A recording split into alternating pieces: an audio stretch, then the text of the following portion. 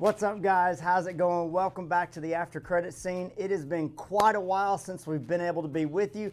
Actually missed a couple of Marvel movies in between, so I'm going to have to post some stuff later. Hope you'll forgive me. Life's been busy. Things have been crazy. Let's get down to it. We're talking all things Wonder Man.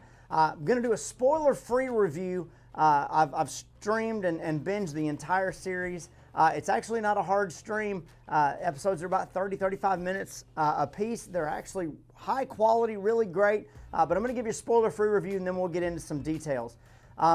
Honestly, I really enjoyed this show.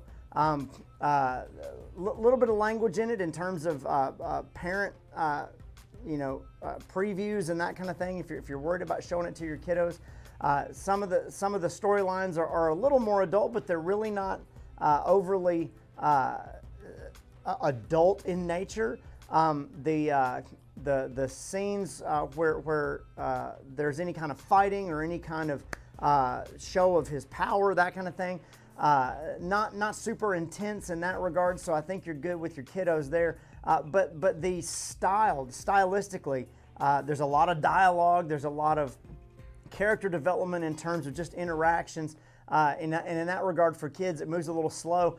So in terms of being heady and in terms of being something that you can really follow as an adult storyline, in terms of relationships, I think it's more adult, older teenage in that regard in terms of following attention spans.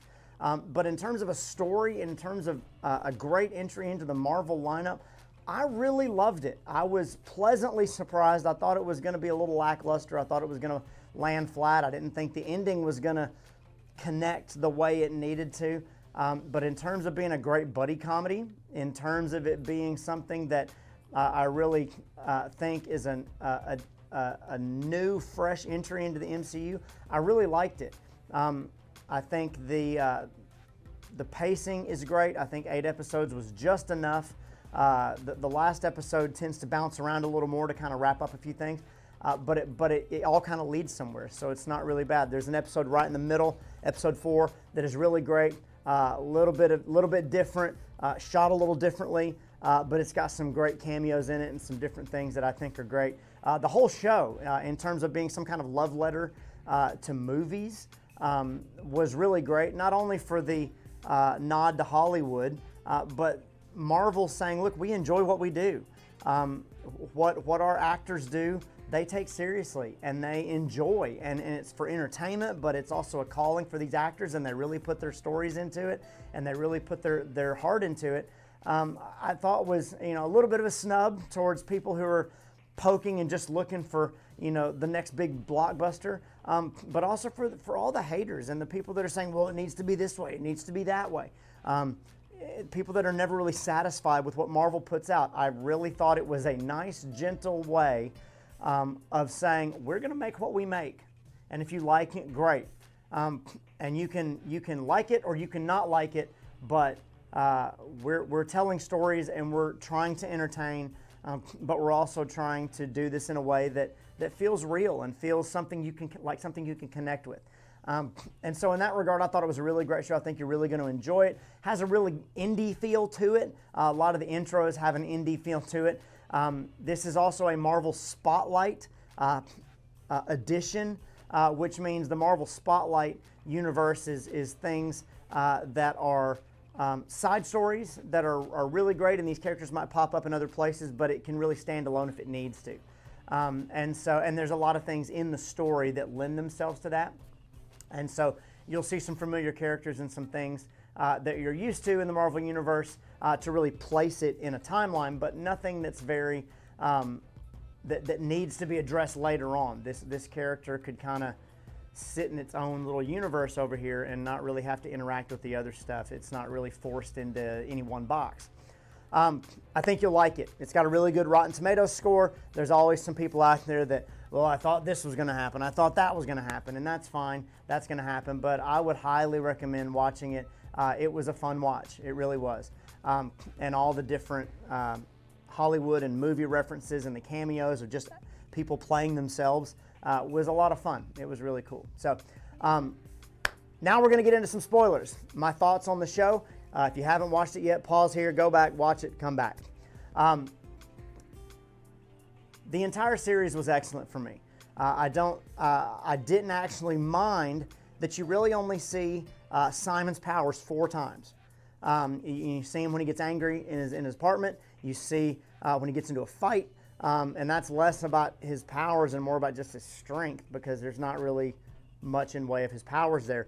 You see it when he blows up at his parents' place briefly, which I would kind of count as a half show. You actually see it when he explodes on the movie set, and then right at the end when he breaks Slattery out of damage control. I really liked the addition of damage control rather than some kind of Avengers level thing or things like that. Even the news stories playing it off like, oh, there was an explosion, there was this, and like damage control knows what it is, but nobody else really does. The properly timed for a side episode, the Doorman episode, I thought was great. It was a nicely paced episode. Sometimes there's episodes in these 8 episode runs that I'm like, why did you have that episode? We didn't need that episode. And this could be put in that category, but it actually gave you an answer to why is there this Doorman clause, and who is Doorman, and what is this? And being able to introduce a new character, to have a little bit of fun with the episode, and to understand why movie studios would be reticent to this.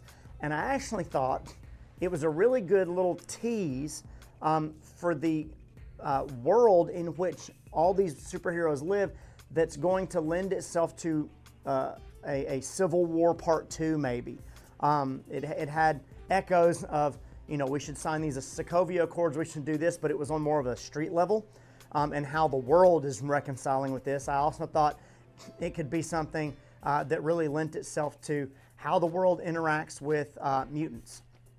Because these clauses and people that are like, hey, it's not that we have anything against mutants, they're great, not that we have anything against superheroes, they're awesome, but it's an insurance liability, it's all these different things, like how's the world interacting with that? And I thought it was done really well. The black and white to make it seem like it was in the past, but it's happening, in the time, like 2003, because Josh Gad is big, because Frozen is a thing.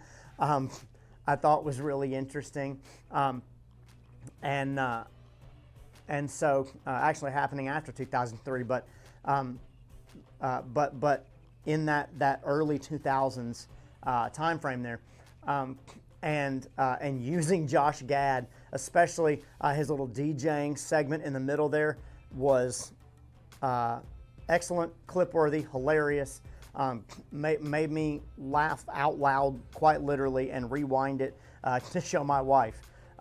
It was funny. It was great. And then utilizing that character and showing how Hollywood kind of takes these things to make the big blockbusters was a really meta moment in the middle of this show, where they're saying, we're not making this big blockbuster thing, we're introducing a character.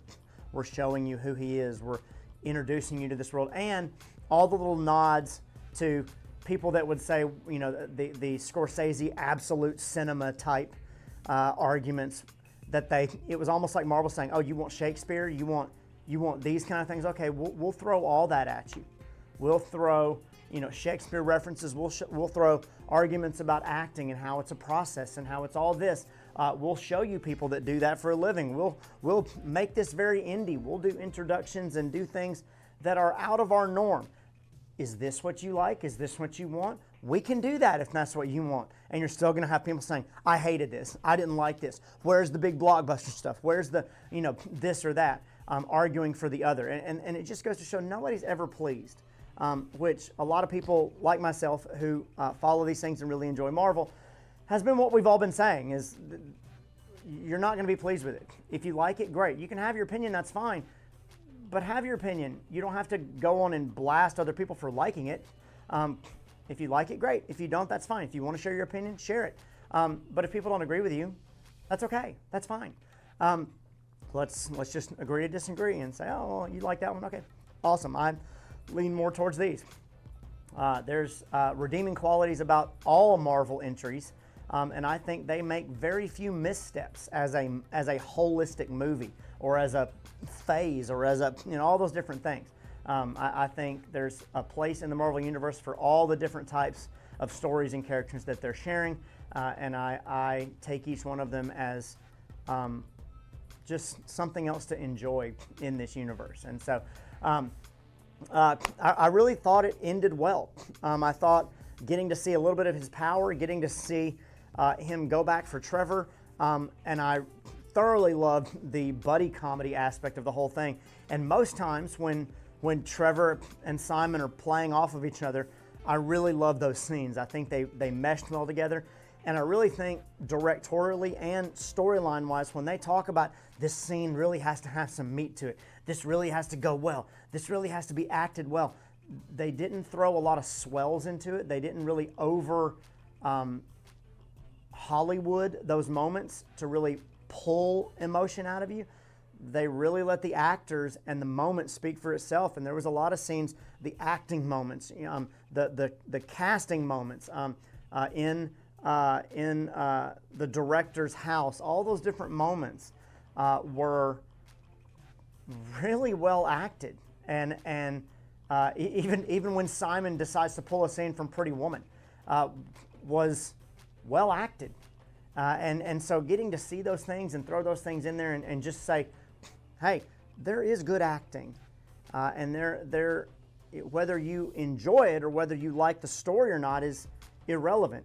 Is the acting good? And if it is, great. Like, let's enjoy all of that.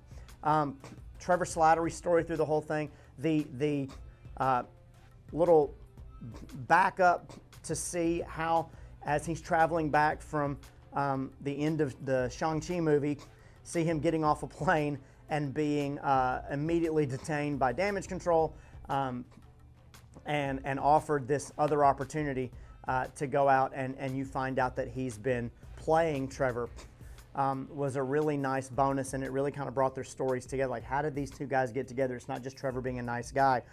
He finds him, but then you find out, like, oh, Trevor really is a nice guy, and how their relationship builds and how they really support each other. I thought it was really, really cool. And it's one of the movies, there's several Marvel movies that I can rewatch just for the fun of them. But this was a TV show that after it got over with, I really wanted to go back and rewatch the whole thing.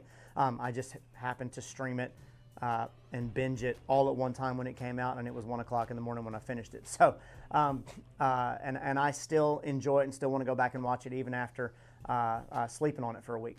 So I'm curious what you guys think about it. It was really exciting. It was enjoyable. I thought it was a fun entry, and it was an obscure character that I really endeared myself to. And so I'm curious what you guys think about it. Share your comments in the page below here. Like this video, share this video all across the multiverse, and then check out some of our other content. We got a whole bunch of things you can sink your teeth into. And as always, guys, when the next one drops, we'll meet you right back here. Later.